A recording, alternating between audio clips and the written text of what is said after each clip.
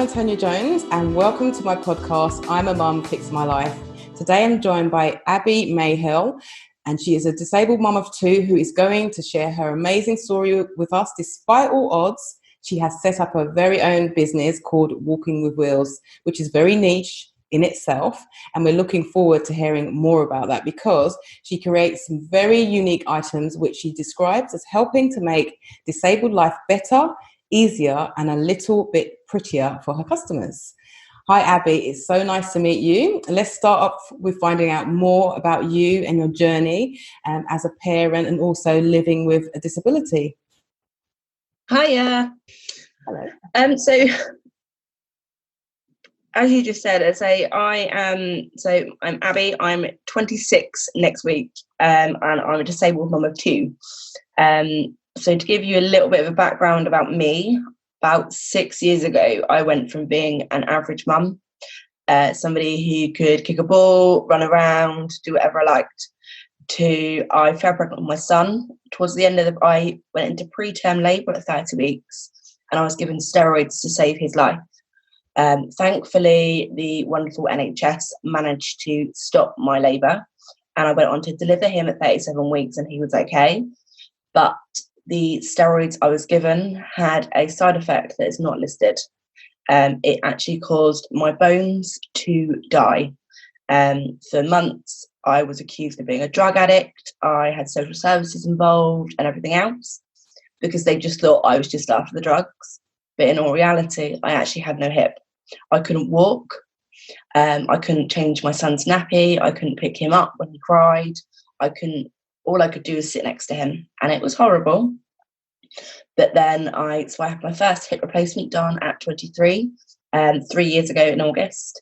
And then since then, my health life has just gone into a downward spiral. I was then diagnosed with fibromyalgia, which affects my muscles, and then functional neurological disorder, which has got similarities to MS, and it causes non-epileptic attack disorder, which is seizures. It causes me to become paralysed, lose the use of my whole body. There are days where I can't walk, talk, eat, drink, speak, or anything. I'm not a mum on those days. I'm not a wife. I'm not a business owner. I'm just sat in a chair doing nothing.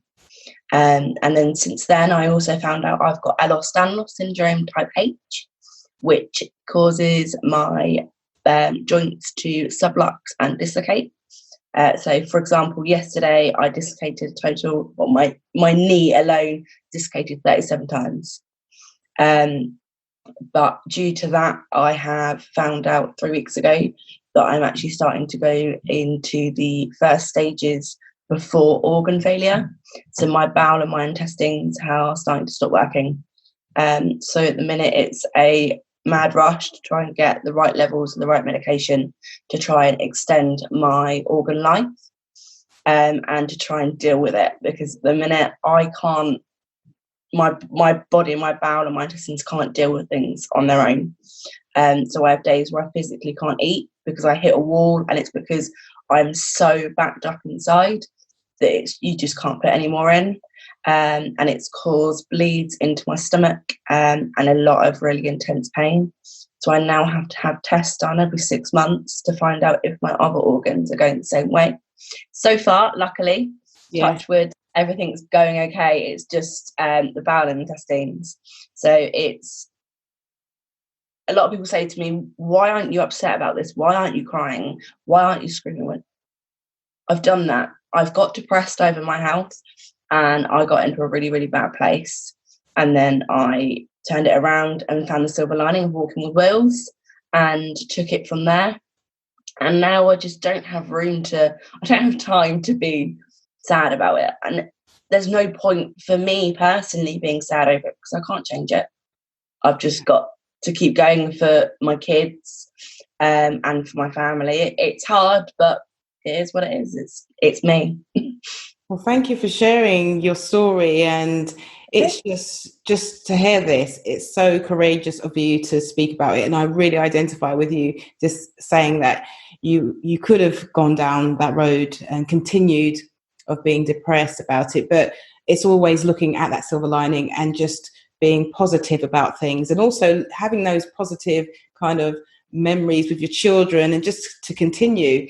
So it's just, you've inspired me already, blown me away, and just to hear your story and see you smiling as you were talking, you were smiling away, and I thought, wow, it's part of me. I can't change it. It's made me who I am, and it's made me stronger as a person, because I now take in excess of 60 tablets a day. I have to deal with a lot of other medical type things in my life, and it's just part of me now. I'm regularly got my shoulder strapped up, knee brace, wrist support. I've always got something on, so they're just part of me. And there's also no time as well. And just end on that part, I feel inspired by that, because I'm that type of person as well. Because we can't just ponder, because as you say, it doesn't actually get us anywhere if things or life doesn't go the way we have planned.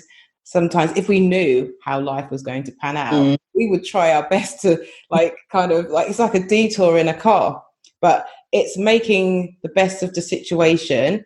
And what can you do? And for me, I always think about the impact while I'm here on earth. I want to have the maximum impact. And if someone stands up at my funeral, they've got some good things to say rather than the negative. That's just to be totally honest. And while we're here, so it's amazing to hear that. But just to backtrack, as you mentioned earlier, that you didn't have a disability before, and so that's a complete shift and very unique to hear that, because I hadn't interviewed anyone on this scale regarding this particular transition. So tell us about that transition and how that was. I always subluxed and desiccated as a child, but they just said I had hypermobility, and that I was fine. And then it's not until the last year that I found out it was actually Ehlers Danlos. And they said there was a lot of signs when I was a child they should have picked up on. But I had a fairly normal childhood. I played sports, I hung out with friends, went swimming, went on holidays. I climbed Mount Snowdon.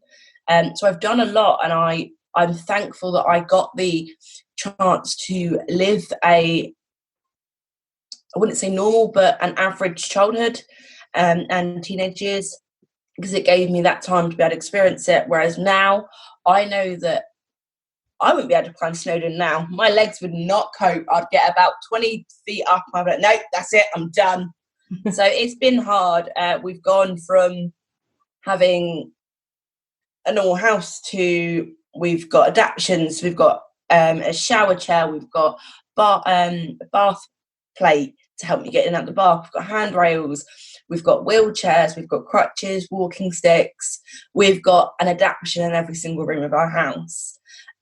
So for somebody who didn't grow up with a disability, I had a lot of people have said to me that I've sort of just taken it on, and it's as I've grown, as a mum, as a wife, and as a person, I've learned to just live with these things. I am very lucky that I didn't have disabilities when I was a child, because it gave me a lot more experiences. But it's at the same time, it might have made the adjustments easier. Say family, at the minute, they still do struggle to accept that, or not accept, but understand that I'm never going to get better. I will just slowly get worse. And it's not nice to think about, but I've accepted it. I had to accept it quite quickly, because where it was quite quick that I became ill, I went from being fairly normal, fairly fine, to just going downhill really, really rapidly. And it just went from up here to down there really, really quickly. And it was hard, and it was horrible. And I did get depressed, and I did cry, and I got into a really dark, deep place. But I now realise if I hadn't have gone through these things, I wouldn't have the business that I do now, and I wouldn't be me. I would be a completely different person. So it's hard to transition in a way from going from a fully able-bodied person to somebody who can't even some days communicate. I can't eat and I can't drink and I can't move and I can't do anything on my own. So it has been hard, and it's been hard to accept and acknowledge that this is my life now. But I have accepted it. I have acknowledged it. I understand it. And I know that I'm going to have more things thrown my way between now and the day that I do die. But it's me. I can't change it. It's just who I am. And that's a positive outlook to have, because the positivity starts with you. So if it doesn't start with you and you're upset and sad, especially the children. So this kind of brings me on to as you say, the birth of another baby, walking with wheels. And this is it's very unique. I've had a look at your materials, what you produce as well. And you're a very busy mum, aren't you? Yeah. So I don't stop. So tell us about that, and we know how that came about. So how many years has the transition been for you to really fully get up and running? Because we've got some mums who want to set up in business and may not feel that they can, because I'm a business owner myself. So I think it's a really good thing that we can share knowledge. And I'm also here to answer any questions you might have, being a communications consultant as well at the end. So if you've got any questions, I'm happy to answer them for you as well. So far away. So it was through me losing the ability to do a lot of things and having to rely on aids, from wheelchairs to walking sticks to kitchen stools, you name it, we've probably got it. It was through using these products that we were like, I want this, I need this would make our lives better. We looked and we searched, but either the products were out there, but they were black, blue, grey, boring looking, very basic. And I was like, I don't want that. I'm going to stick to I'm 25. I've still got a week of being 25. Yes, I'm 25. I don't want plain and boring. I want something that can express who I am, not just as myself, but as a mum, as a wife, as a business owner. So we started to look into things, and it went from conversation to let's do this. We officially started trading via eBay last August. I was then accepted onto Action Hampshire School for Social Entrepreneurs, and I started that last September. So that's helped me as well, because that's helped me learn a lot more about the business, and also it's helped me with looking at the financial side of everything. So we officially started trading last August. We then launched our website last end of October, early November, and then since then we have added at least 5 new products every month. We've got things from wheelchair cushion covers, walking stick padding, medication bags. We've got clothing ranges with over 100 items for men, women, and children. We've got accessories like walking stick cup holders, wheelchair cup holders. We're also set to launch our sensory toy range in the next 6 weeks. We've teamed up with some companies, and we'll have a range of it will start off about 10, and the aim is to get it up to about 50 items, which are all sensory-led toys, things that, being a disabled person myself, I've thought, actually, no, that would be really good, or this would be really good.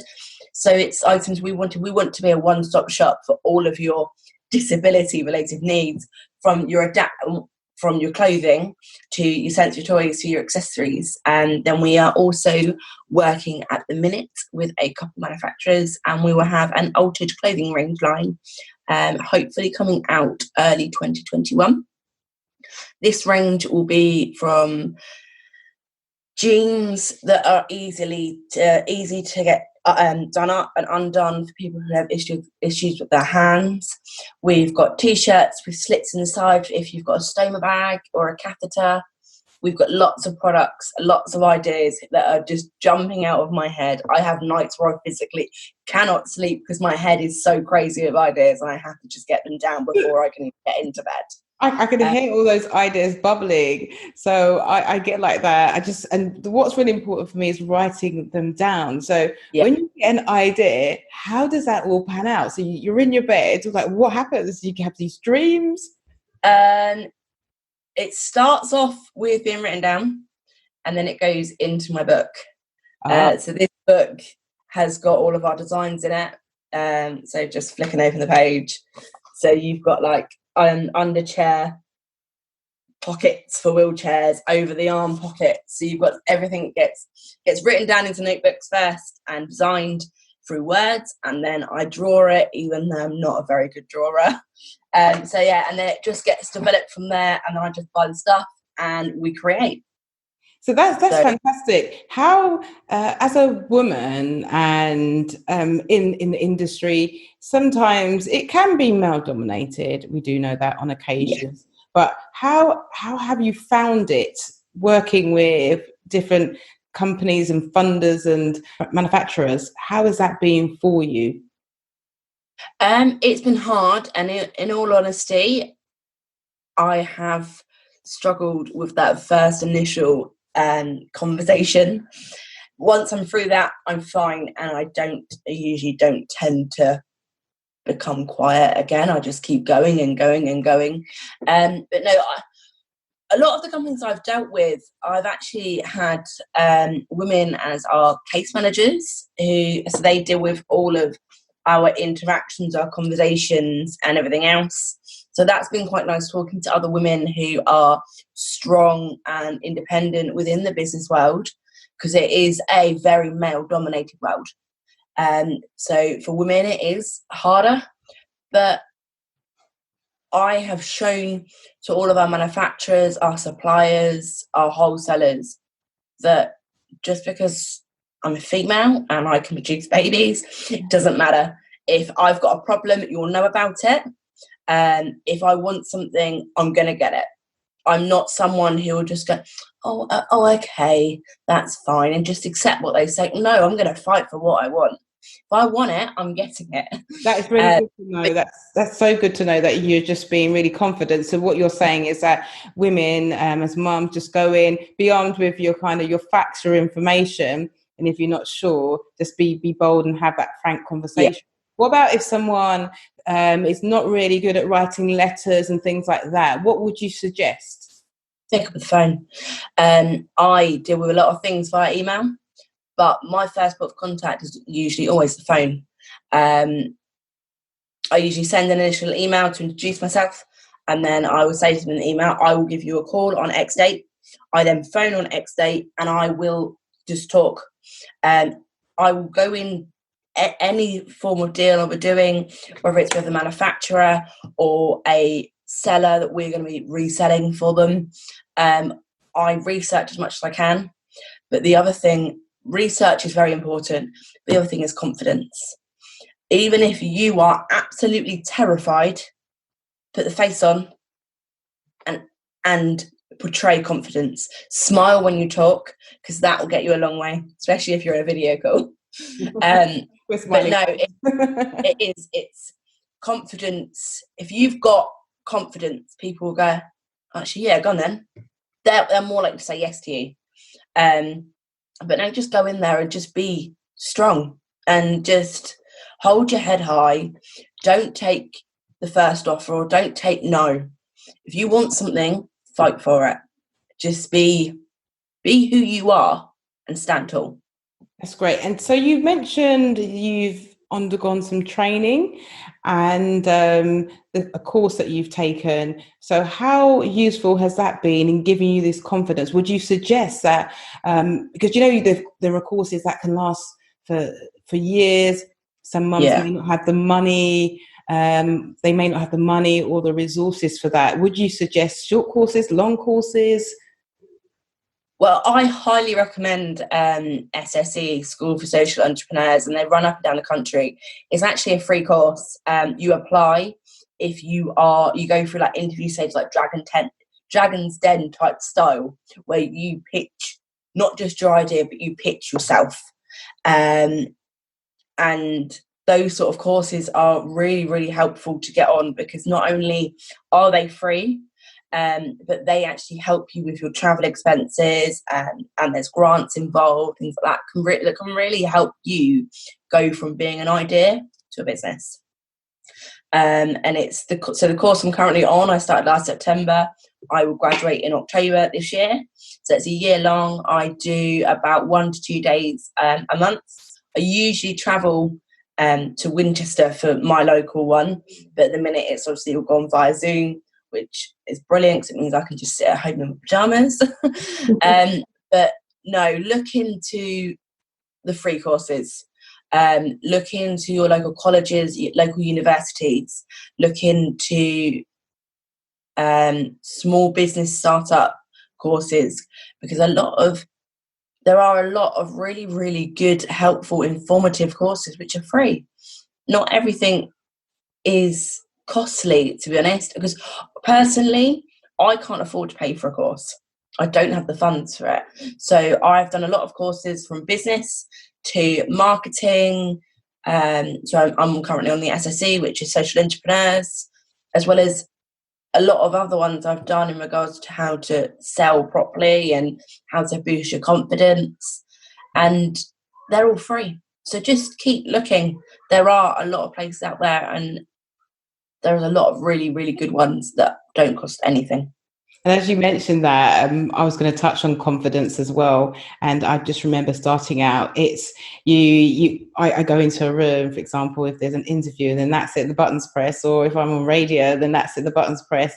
But it's that build up, isn't it? Even trying to pitch to your family and your friends, and writing down some notes, but never read the notes. Just go over some of the kind of like the highlights. So that's really useful for someone. So with your own experience and how you have evolved to where you are with your fantastic business, which has so much prospects, if someone's feeling really anxious, what advice would you give to them right now? If you had like 60 seconds, what would you want to tell this mum?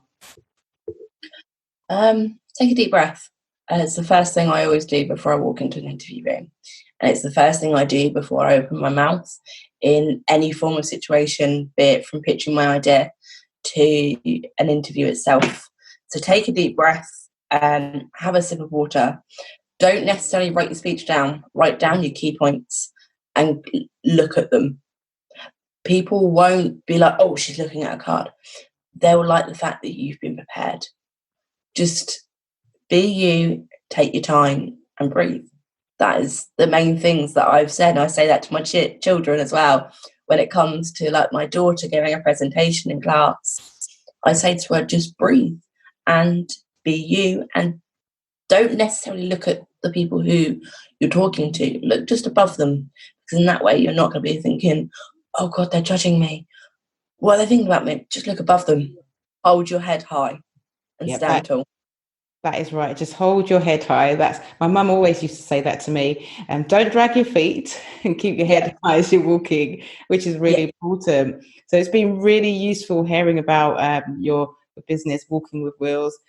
I didn't know that our conversation would evolve into this amazing kind of story about your life, and it's nice to hear that you are so positive. And for all of us, we don't know what the future holds as well. So it's just to, as you say, you've got a dream, you've got a vision, just focus on that. So if you've got any questions for me, Abbie, I'm happy for you to throw them at me. Anything to do with marketing. I know you pretty much have got it undercover, but if you've got any questions, then fire away at me. Oh, what's one of your best tips in regards to social media marketing? Social media marketing. For me, it is all about having your calendar, everything panned out at the right time. So having your calendar, there's tools such as Hootsuite and some free resources online where you can schedule in your social media messages. Also, again, about social media messages, it should be you talking to your customers, so telling them the right message at the right time. That's timely, that's relevant as well. And there's so many different free online resources where you can get free images. There's like Pixel Bay. There's also free videos as well. They have music on there that you can use and download to use as part of your assets as well. So then it's just, as I mentioned, talking to them in a different language, making sure it's timely, and just something really catchy that's very creative. So, for example, if you're selling some leggings, rather than saying, here's some leggings, here's our new brand, it's actually, you can have somebody with a video trying them out, somebody running. You could have a song with that, a well-known song, some lyrics, just anything that's really catchy. It could be something that's completely off the wall, but something like that captures their attention. So also in that whole process, you should have a trial. So spend about 2 to 3 weeks of posting at particular times, looking at your audience. You may not know, but we know the best times to post would be in the morning, usually, once we're over the pandemic, but right now, just before 8 as well. Also, if it's mainly predominantly mums as well for you, mine is quite early in the morning, before 7, before 8. Also, you've got the evening times as well to post, which is a good time, just before 5 o'clock. You've got Monday to Friday. Weekends are okay, but usually Monday to Friday is pretty good. And then you get your metrics, and then you just see what people are clicking on. And then you'll know. Videos are really good because you can see the views as well. So that's kind of my tip in terms of social media as well. And it's also free of cost, which everything I've said is free of cost to you as well. You can take out the banner ads if you want. You've got such as Google Ads. You can take on, depending on how much budget you have, a marketing company, but always start off first. And if you've got any young people around you, they are the good ones. Their minds are there. So they're pretty savvy with TikTok and everything like that. So look at the channels that you have. Not all the channels will be appropriate for your audience, but there's nothing wrong with trialing those. That's it. Let's have a look. There's a minute on Facebook and Instagram, and everyone keeps going to me, you need a YouTube channel, you need TikTok. I'm like, I don't know how to use these things. I feel really old. But you never know. You never know. It's always good to try it. So you could try 1 week trialing one channel and look at what other people were doing as well, and be part of that bubble. So that's really useful for them. But how can we get in contact with you as well, Abbie? So if anybody's got any questions in regards to whether it's regarding the products that we sell, or even you are going through a journey at the minute and you want to speak to somebody who is similar, or about any of the conditions that I've got, if you head on over to our Facebook or Instagram, which is at Walking with Wheels, or pop over to our website, which is www.walkingwithwheels.co.uk. And on there we've got a contact us page, so just drop us an email, even if it is just a case of you want to talk to somebody who is a mum and going through business, or in relation to health questions, anything else. I'm more than happy to talk. I'll always make the time for our customers and our followers, because customer service is something that is really, really big for me. But just drop us a line, whether it's on Facebook, Instagram, or on our website. Thanks so much, Abbie, for sharing your story, which is really inspirational. And I'm sure, mums, this will get you started with whatever business idea you can have or you have. It can all start from writing in a book or at night time. It begins with a dream, as Abbie said. It sounds so real. So, yeah, I've actually got a book myself, and I have done some drawings in that, and I can see the majority of my kind of drawings come to life because I make them happen, as well as Abbie. She's also made them happen as well. And that's having that confidence and that those goals and the right network around you. So be inspired, mums, and be inspired, mums. And if you want to get in contact with me, you can contact me with my email. I'm a mumfixmylife@gmail.com as well. So thank you for listening, and thank you so much for joining us, Abbie. Thank you so much.